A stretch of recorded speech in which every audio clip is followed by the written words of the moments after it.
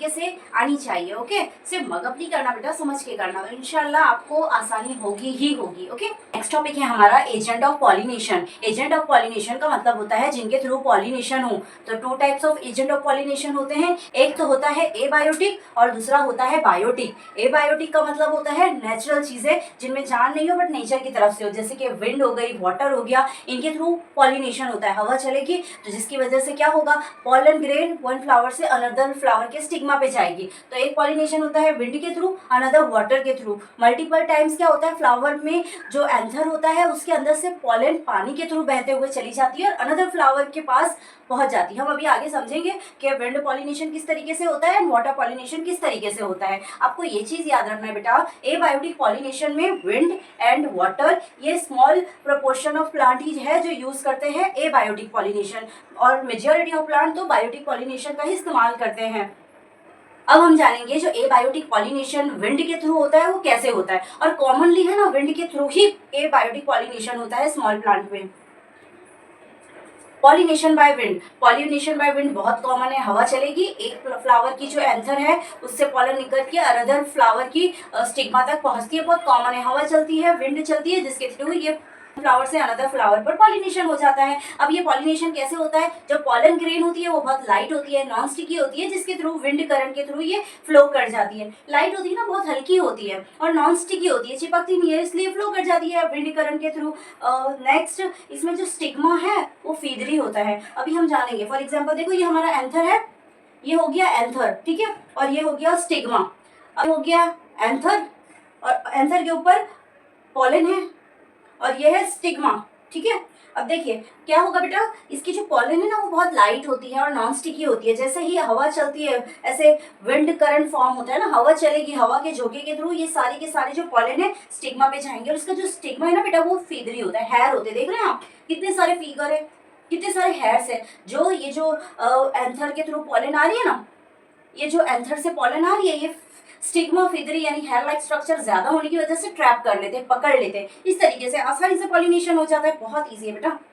Wind pollination में flower के अंदर सिर्फ वन ओव्यूल होता है, ठीक है, ये याद रखने जैसी चीज है। कई फ्लावर ऐसे हैं जिनमें वन ओव्यूल होता है और मल्टीपल फ्लावर ऐसे भी होते हैं जिनमें मैनी ओव्यूल्स होते हैं, लेकिन जो भी पॉलिनेशन विंड के थ्रू होगी उसमें सिर्फ वन ओव्यूल होगा। अब ये बेटा विंड पॉलिनेशन आपको पता होना चाहिए, ग्रास और कॉर्न कॉब ये टू एग्जाम्पल है, इसमें कॉमन होता है, ठीक है। ग्रास में तो मोस्ट ऑफली कॉमन ही होता है, विंड पॉलिनेशन ग्रास में तो कॉमन है, और अनदर एग्जाम्पल आपको कॉर्न कॉब याद रखनी है। अभी मैंने आपको बताया है, ये हो गया है पॉलन और ये हो गया स्टिग्मा। जिन भी फ्लावर में विंड पॉलिनेशन होगी उनका स्टिग्मा बहुत ज्यादा फीदरी होगा, हेयर लाइक स्ट्रक्चर ज्यादा ग्रो होंगे, और ये जो विंड पॉलिनेशन के थ्रू ट्रांसफर होने वाली पॉलन है वो भी बहुत लाइट होती है, नॉन स्टिकी होती है, जिसकी ये विंड करंट के फ्लो के साथ ट्रांसफर हो जाती है, बहुत ईजी है। ओके, आपको है ना बेटा एनसीईआरटी की लाइन टू लाइन रीड कर जानी है। मैंने आपने प्रीवियस वीडियो में भी बेटा यही बोला था कि आपको एनसीईआरटी की लाइन टू लाइन पे फोकस ज्यादा देना है, बिकॉज जो आपका कॉम्पिटेटिव एग्जाम है, बोर्ड एग्जाम है, बोर्ड एग्जाम तो आप इजीली क्लियर कर ही लोगे, लेकिन आपकी जो एमसीक्यूज फॉर्म होते हैं ना वो लाइन टू लाइन फॉर्म होते हैं, ठीक है। तो आपको लाइन टू लाइन क्लियर कर जाना है, एक्स्ट्रा मटेरियल पर ज्यादा ध्यान नहीं देना है, आपकी टेक्स्ट बुक पे ज्यादा ध्यान देना है कि टेक्स्ट बुक आप लाइन टू लाइन रीड करते हुए जाओ। बिकॉज कई स्टूडेंट ऐसा है ना, जब एग्जाम आती है यहाँ से पढ़े, यहाँ से पढ़े, यहाँ से पढ़े, और जो मेन टेक्स्ट बुक है वही छूट जाती है, तो ये काम नहीं करना। और मोस्ट ऑफली क्या होता है ना बेटा, जब एग्जाम आती है ना, ये फ्रेंड ये पढ़ रहा है, वो फ्रेंड वो पढ़ रहा है, ये फ्रेंड ये पढ़ रहा है, जिसकी वजह से जो मेन टेक्स्ट बुक है ना वही लेफ्ट ओवर हो जाती है। Priority must be your text book, आपको सारी टेक्स्ट बुक की लाइन टू लाइन कर जानी है। ओके, और आप पे तो हमें ट्रस्ट है, आप कर लोगे। आज हम जानेंगे पॉलिनेशन बाय वाटर। अब पॉलिनेशन बाय वाटर के क्या क्या क्वालिटीज है जरा वो देख लेते हैं। पहले तो ये याद रखना है कि बहुत रियर फ्लावर होते हैं जिनके अंदर ये पॉलिनेशन बाय वाटर होता है। 30 जेनेरा, उनमें मोस्ट ऑफली मोनोकोटाइलिडन होता है, उनमें ही ये पॉलिनेशन बाय वाटर होता है, ठीक है। आपको एग्जाम्पल के तौर पर कुछ नेम्स याद रखने हैं, जैसे कि वेलिस्नेरिया, हाइड्रिला, मराइन सी ग्रासेस जिसे जूस्टेरा कहा जाता है, इन सभी में पॉलिनेशन बाय वाटर होता है। अब एक चीज याद रखना है बेटा, ऑल इक्वेटिक प्लांट, चाहे वो प्लांट, कुछ प्लांट ऐसे होते हैं बेटा कि वो पानी में रहते हैं फिर भी उनमें पॉलिनेशन बाय वाटर नहीं होता है, क्योंकि वो फ्लावर ना पानी के ऊपर होते हैं, तो इंसेक्ट उसका पॉलिनेशन आकर कर देते हैं। तो इसलिए ये याद रखना है कि all aquatic plant do not use water for pollination. पानी में रहने वाले बहुत सारे ऐसे भी फ्लावर है जो अपना पॉलिनेशन वाटर के थ्रू नहीं करते हैं, ठीक है। अब पॉलिनेशन बाय वाटर वेलिस्नेरिया में होता कैसे है देख लेते हैं, ठीक है। अब वेलिस्नेरिया का ये है फीमेल फ्लावर और ये है मेल फ्लावर। फीमेल फ्लावर ना बेटा पानी के नीचे होता है ग्रो, लेकिन जब इसे पॉलिनेशन करना होता है तो ये लॉन्ग स्टॉक की मदद से अपर सरफेस पर जाता है, और ये जो मेल फ्लावर है ना वो अपर सरफेस पर ही पॉलन रिलीज करता है, और ये पॉलन अपर सरफेस पर ही फीमेल फ्लावर के पास आती है। इस तरीके से पॉलिनेशन बाय वाटर वेलिस्नेरिया में होता है। हमने क्या देखा, मेल फ्लावर अपर सरफेस पे पॉलन रिलीज करेगा, फीमेल फ्लावर एक लॉन्ग स्टॉक के जरिए अपर सरफेस पर आएगा और ये पॉलन को गेन करेगा, पॉलिनेशन कंप्लीट करेगा। All aquatic plant do not use water for the pollination. इसे हम समझेंगे। अगर हम वाटर हाइशियंट और वाटर लिली की बात करें तो ये फ्लावर है ना वाटर के अपर साइड रहते हैं, बट वाटर का इस्तेमाल पॉलिनेशन के लिए नहीं करते हैं। ये फ्लावर वाटर के अपर साइड रहेंगे, सरफेस पर रहेंगे और इंसेक्ट के थ्रू इनमें पॉलिनेशन होती है।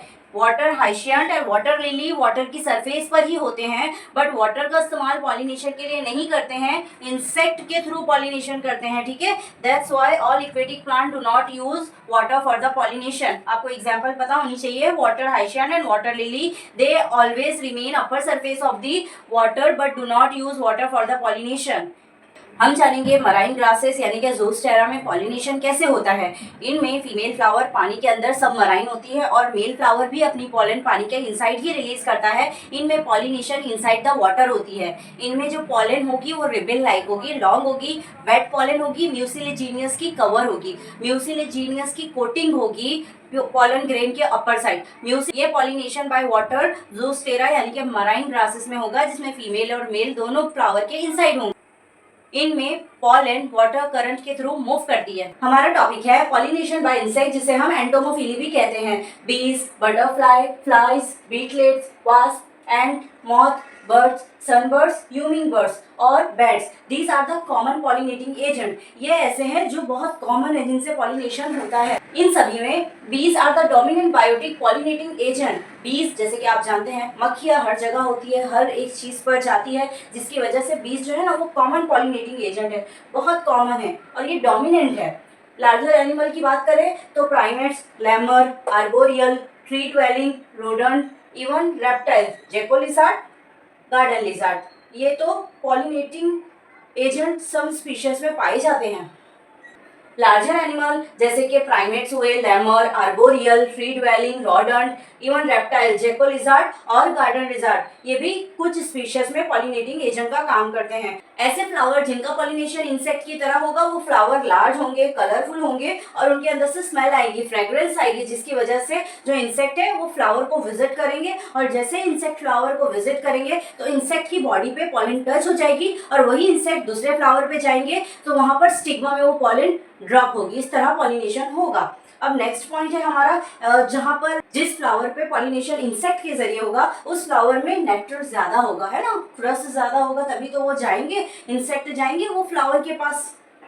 अमोर्फोफिलस ये एक ऐसा फ्लावर है जो 6 फीट लंबा होता है ना, लार्ज फ्लावर हम इसको कह सकते हैं, जिसपे इंसेक्ट सेफली पॉलन को रिलीज कर सकते हैं। यहाँ पर एक रिलेशन की बात होती है, यूका एंड मॉथ। ये युक्का एक फ्लावर होता है जबकि मॉथ एक इंसेक्ट होता है। ये मॉथ है ना पूरी लाइफ ये युक्का के सराउंडिंग ही रहते हैं। ये जो मॉथ है ना अपने एग इस युक्का के अंदर डिपॉजिट करते हैं और जैसे युक्का की शीट्स आएंगे ना तो शीट के अंदर से ये मॉथ का लार्वा जनरेटेड होगा। इस तरह ये दोनों अपनी लाइफ साइकिल कंप्लीट करते हैं। विदाउट युक्का मॉथ नहीं रह सकता और विदाउट मॉथ युक्का सर्वाइव नहीं कर सकता है। तो इन दोनों का रिलेशन एक बहुत ब्यूटीफुल रिलेशन है।